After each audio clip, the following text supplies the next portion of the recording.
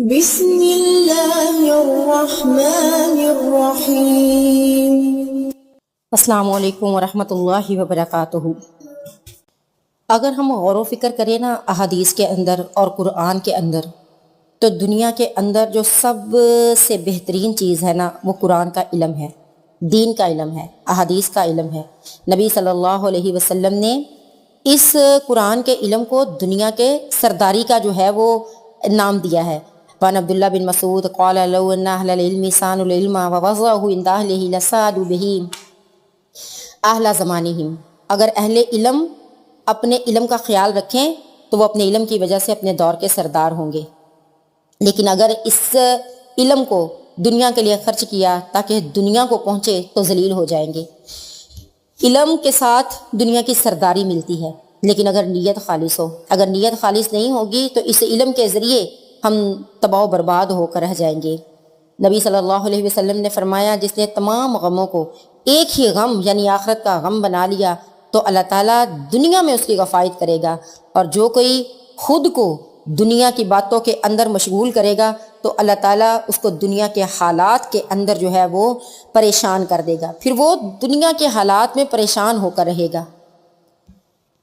اس دنیا کے اندر جو سب سے زیادہ ضروری چیز ہے نا امت مسلمہ کے لیے، کنتم خیر امت، بہترین امت بننے کے لیے اللہ تعالیٰ نے فرمایا پوری امت کو کہ تم بہترین امت ہو، اخرجت للناس، لوگوں کے لیے نکالی گئی ہو، تأمرون بالمعروف وتنہون عن المنکر، تم بہترین امت اس لیے ہو، میں نے تمہیں لوگوں کے لیے نکالا ہے کہ تم امر بالمعروف کرو اور برائی سے منع کرو، نیکی کا حکم دو۔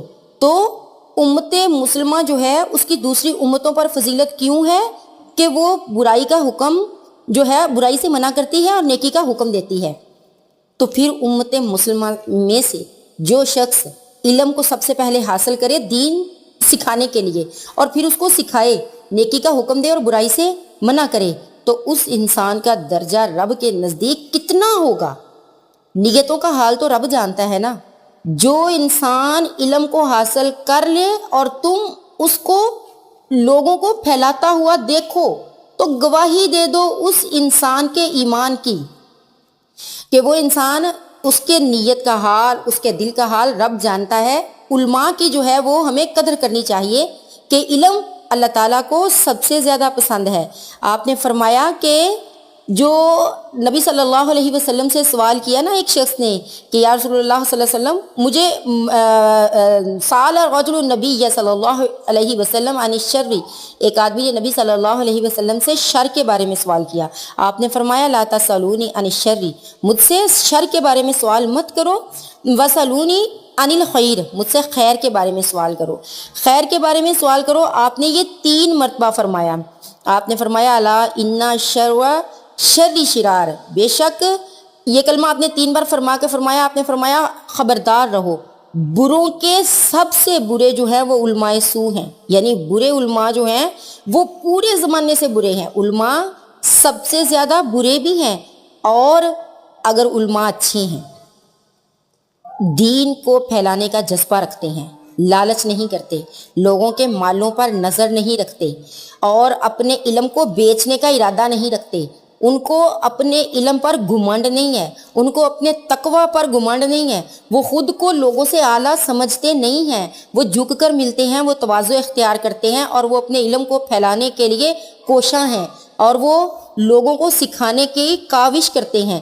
تو آپ نے فرمایا ایسے علماء جو ہیں وہ پورے زمانے سے بہتر ہیں، ساری دنیا سے زیادہ اللہ کو پسند ہیں وہ علماء۔ سب سے جو بہترین چیز ہے امت مسلمہ میں وہ یہی ہے کہ اس میں بلغوا انی ولو آیا، مجھ سے پہنچاؤ اگر چاہے ایک آیت کا علم ہی کیوں نہ ہو۔ تو بلغوا میں مرد عورت کی تخصیص نہیں ہے کہ مرد پہنچائیں اور عورتیں نہ پہنچائیں، بلکہ جس کو بھی جتنا علم ملے وہ آگے پہنچائے، تو بہترین جو ہے وہ پوری دنیا سے بہترین ہم بن جائیں گے۔ نبی صلی اللہ علیہ وسلم نے فرمایا اللہ تعالیٰ کے نزدیک قیامت والے دن مقام و مرتبے کے لحاظ سے بدترین شخص وہ عالم ہے کہ جس کے علم سے فائدہ نہ حاصل کیا جائے۔ استغفر اللہ، نعوذ باللہ من ذالک، کہ ایک انسان نے علم حاصل کیا اور اس علم سے خود کو تو اس نے فائدہ کیا ہی پہنچانا تھا، خود کو بھی فائدہ نہ پہنچا سکا اور دوسروں کو بھی فائدہ نہ پہنچا سکا۔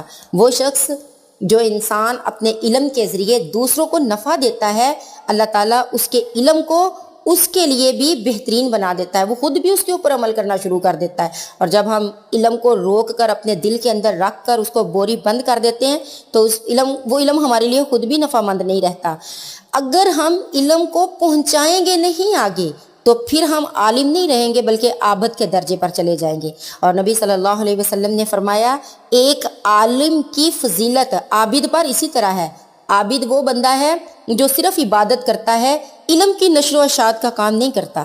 تو آپ نے فرمایا عالم کی فضیلت عابد پر اسی طرح ہے جس طرح چاند کی فضیلت ستاروں کے اوپر ہے۔ قال رسول اللہ صلی اللہ علیہ وسلم یا معاشر القراء، اے قاریوں کے گروہ، استقیموا، سیدھے رہو، فقد سبقتم سبقا بعیدا، تم سب سے زیادہ سبقت لے گئے ہو۔ یعنی جو قرآن کے پڑھنے والے قراء ہیں، اگر وہ سیدھے رہیں گے، اپنے قرآن کو تھام کر رہیں گے، قرآن ہر بیماری، ہر مصیبت، ہر مشکل کا حل ہے۔ تو اگر اس قرآن کو تھام کر سیدھے رہیں گے تو سب سے زیادہ سبقت لے جائیں گے، لیکن اگر اس قرآن کے ساتھ یمینا و شمالا، دائیں اور بائیں دیکھیں گے تو سب سے زیادہ گمراہ ہو جائیں گے۔ دنیا کے اندر سب سے زیادہ اللہ تعالیٰ کو برا ہی وہ انسان لگتا ہے جس نے پکڑا قرآن ہے، تھاما قرآن ہے، تعلیم قرآن کی دے رہا ہے اور دیکھ رہا ہے لوگوں کی جیبوں کی طرف، دیکھ رہا ہے لوگوں کے مالوں کی طرف۔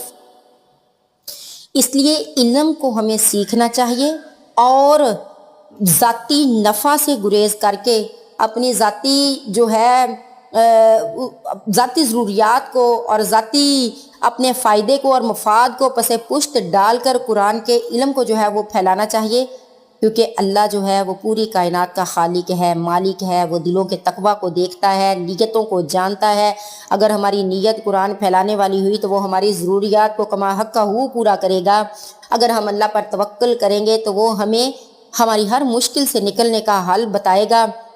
میں تو بچیوں سے یہ کہتی ہوں کہ جو بننا ہے بنو، ڈاکٹر بنو، انجینئر بنو، وکیل بنو، کچھ بھی تم بننا چاہتی ہو تم بنو، ٹیچر بنو، لیکن قرآن اور اس کی تعلیم کو نہ چھوڑو، کیونکہ قرآن سیکھنا اور سکھانا جو ہے یہ کوئی ہنر نہیں ہے، یہ علم ہے اور یہ ہماری زندگی کا مقصد ہے۔ اس کو ہم نے ساتھ لے کے چلنا ہے۔